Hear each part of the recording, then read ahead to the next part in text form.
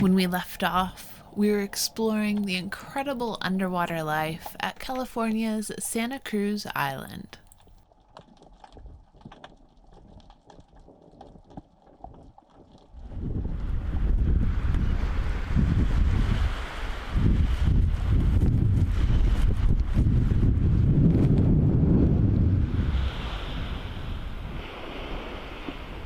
Oh, big yawn. Well, that's what you've got to contend with here. We just landed on the beach. Well, here we are, back at San Miguel. We're gonna hike up. We've got a little bit of sun you can see coming in behind us. I'm sure most of the day will be foggy though. We go check it out.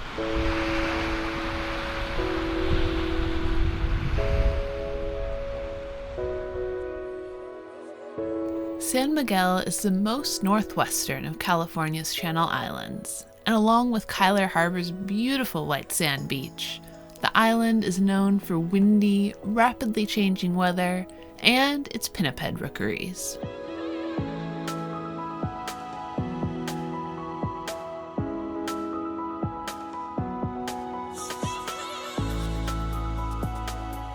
Today, there are no residents on San Miguel, but the National Park Service has managed the island since 1978, and there is a visitor center, living quarters for the ranger, and a research station.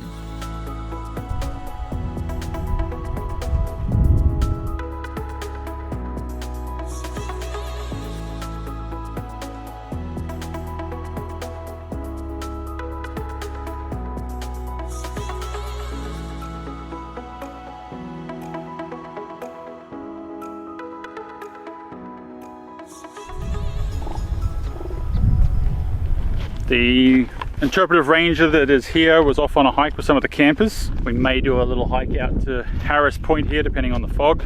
Very different than last time. They're running the boat trips out here right now from Ventura, Santa Barbara area, which was not happening to this island at the time we were here last time.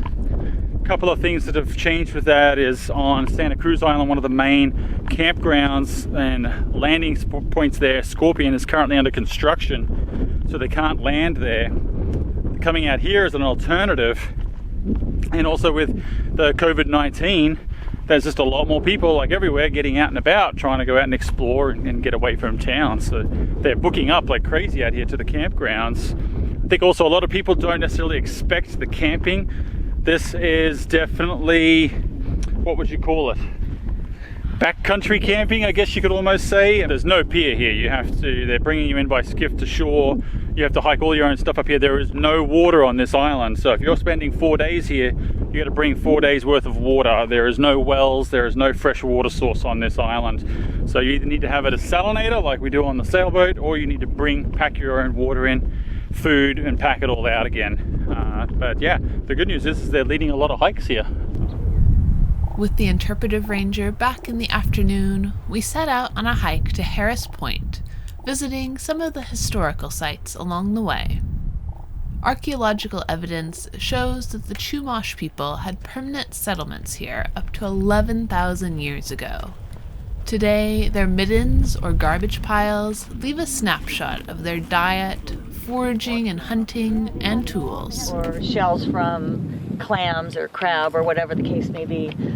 And they would just leave it, and they'd always come back and use it for something. So, for example, the abalone shell.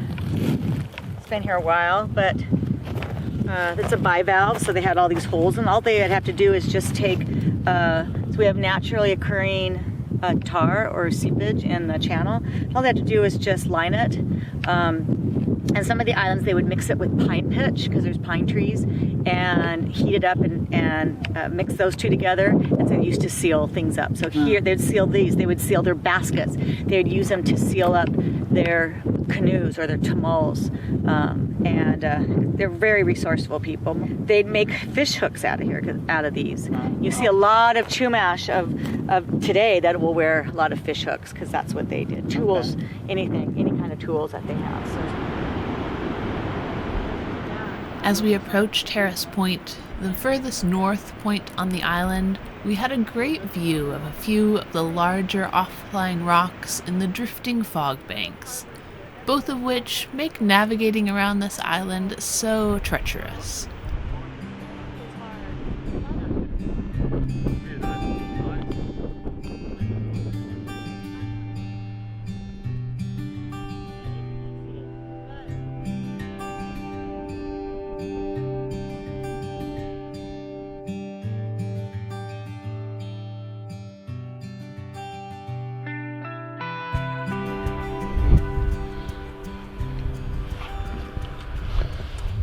It's early in the morning. We rode into the beach, hiked up the big hill. We're headed up to the ranger station because we're going to do a hike out to Point Bennett where all of the pinniped rookeries are. There's elephant seals, fur seals, California sea lions, harbor seals, all sorts of cool stuff, and see what else we find along the way.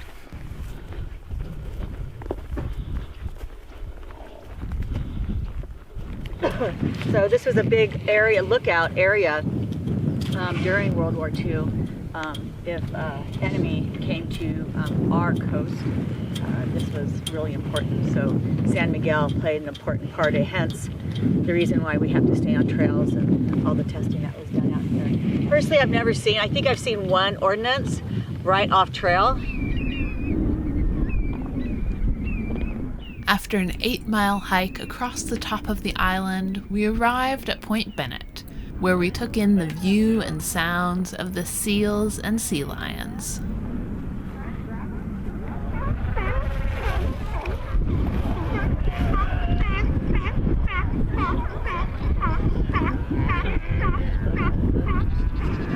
So, like these that look like little bears, those are northern fur seals. Yeah, they all do actually. That's the dark ones here. A lot of these out here are sea lions. The big old fatty ones are elephant seals. Most of them. They're either females or subadults, juveniles. It is like a worm. This is Point Bennett. It's the farthest west point on San Miguel Island, and it is a pinniped rookery. So we have elephant seals here, California sea lions, and northern fur seals all on the beach here. And they've all done with the pupping season this year, so it's basically pups and juveniles and females that are all just hanging out on the beach down here, having a good old time.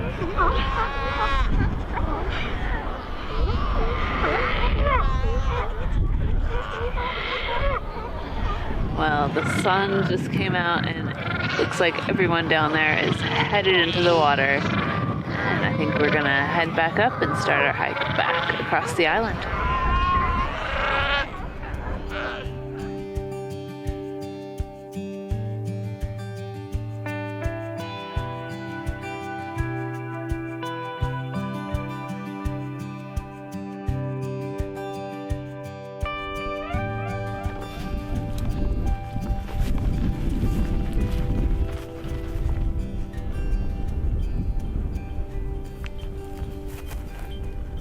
Very good view here is the Santa Rosa Island in the distance, and you can see the gap there between Santa Rosa and San Miguel, which is not very big, maybe only a few miles across.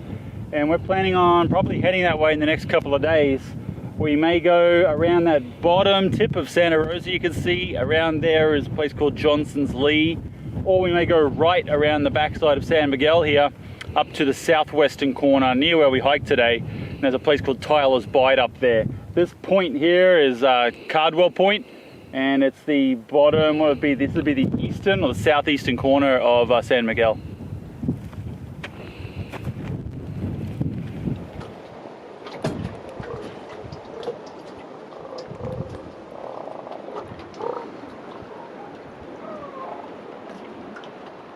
The next morning, we woke up to sunshine and clear skies. By far the nicest weather we had seen since leaving San Diego over a month ago, which inspired us to go out and explore the harbor.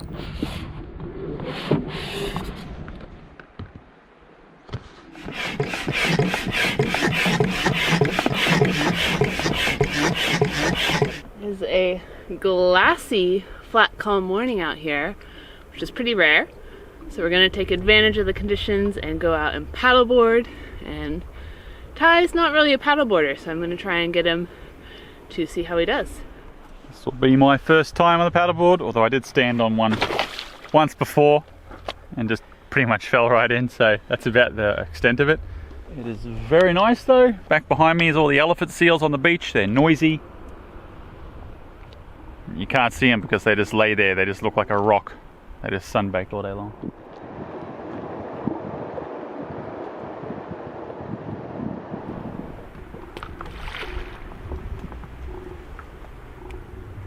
Getting out and paddling around, checking out a bay by paddleboard is one of my favorite ways to explore. You can see lots of cool stuff in the water and on shore. Before in the past we've only had one paddleboard, but now we have two. So I'm pretty excited to try and get Ty out to check it out as well. I don't think I can stand on this thing. You can start out kneeling.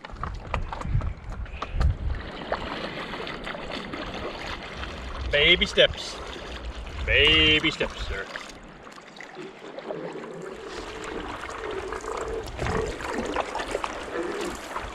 Just watching these elephant seals here, I think the females. And the juveniles. And the juveniles, true, sorry. They're kind of, there's a whole bunch of them behind the rocks here, their own little like rock pool.